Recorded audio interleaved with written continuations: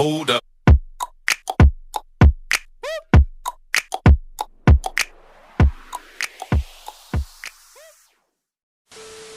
The Fiend and Alexa Bliss have been inseparable over the last couple of months, but WWE can't keep this going forever. However, between the Fiend being expected to return to television in the coming weeks, and Alexa Bliss starting to gain powers of her own, it seems like this storyline is starting to head forward once again. While that means there is a lot of great storytelling in store for WWE fans, it also may force the company to eventually split the two up, somewhere down the road. This might be difficult given how popular the pair is as an attraction, but could be accomplished under the right circumstances. With that being said, in WrestleMania season right around the corner, here are 5 reasons WWE could have the Fiend turn on Alexa Bliss. As always, let us know your thoughts in the comments below, and be sure to tell us how you think the pair will finally go their separate ways.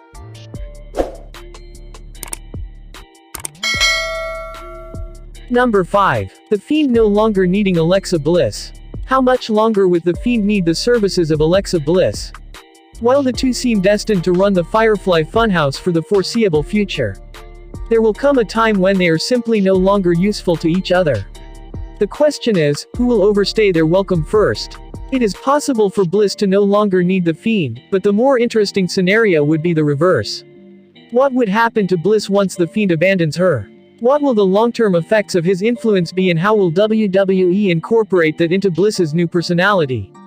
The Fiend no longer needing Alexa Bliss would be a great storyline, all on its own, and the exact nature of why she would be no longer useful to the Fiend leaves a lot to explore.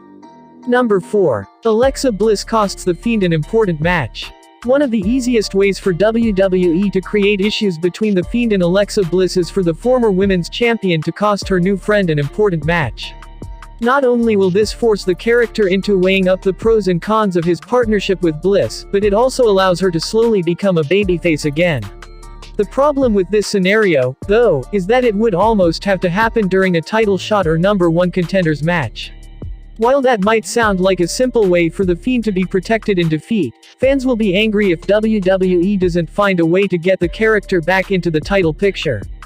In the end, Bliss costing the Fiend a match would be controversial no matter what, but it could be a way to move the ball forward in the storyline. It would also be a chance for Bliss to go off on her own again, and maybe even challenge for the women's title for the first time in a while. Number 3. Alexa Bliss resisting the Fiend's mind control. The Fiend seems to have a strong hold on Alexa Bliss, and WWE hasn't shown any sign of that changing anytime soon. When they eventually do decide to change this, however, one has to wonder how they will transition Bliss from the Fiend's mind control victim to her own unique personality again. An obvious way to do this is to start having Bliss resist the Fiend's programming and try to think for herself as an individual character.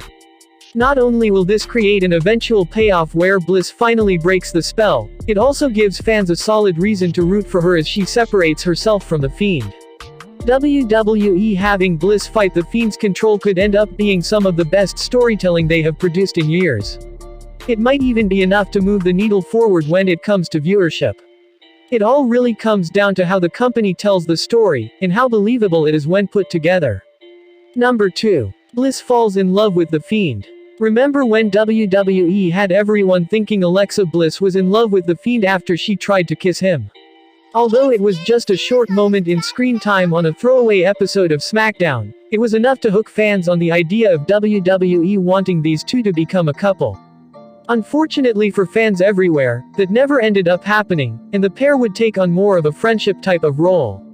Furthermore, a love storyline has barely even been hinted at, which is why it would be even more of a welcome surprise if WWE was willing to do something along those lines. Many fans would enjoy a love storyline between these two, and they should get one. The company could even have the Fiend try to resist Bliss's advances and eventually decide to rid himself of the distraction. At least that way, the Fiend can show his mean streak, Bliss can come across as a sympathetic babyface, and fans can get the storyline they always wanted.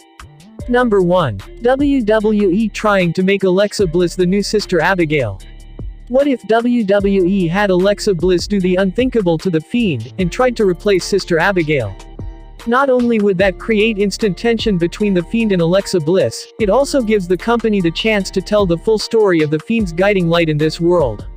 Sister Abigail has been a centerpiece of the Bray Wyatt gimmick, but not a lot is really known about her. This leaves crucial questions to the Fiend's backstory still unanswered and gives WWE the chance to finally tell the story properly. Alexa Bliss trying to replace Sister Abigail would be the biggest sin that Bliss could commit, and would create a lot of options for future storylines. It also allows Bliss to stay as a heel character, and maybe even retain her powers to some extent.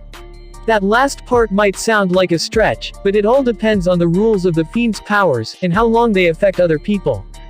Backstage details on why Edge declared his Royal Rumble entry on Raw. Edge cut a promo on last night's episode of Monday Night Raw, where he declared his entry for Sunday's 30-man Royal Rumble match. Many fans may be wondering why WWE didn't have Edge make a surprise and unexpected appearance on Sunday. His return at last year's Royal Rumble was the highlight of the show, after all.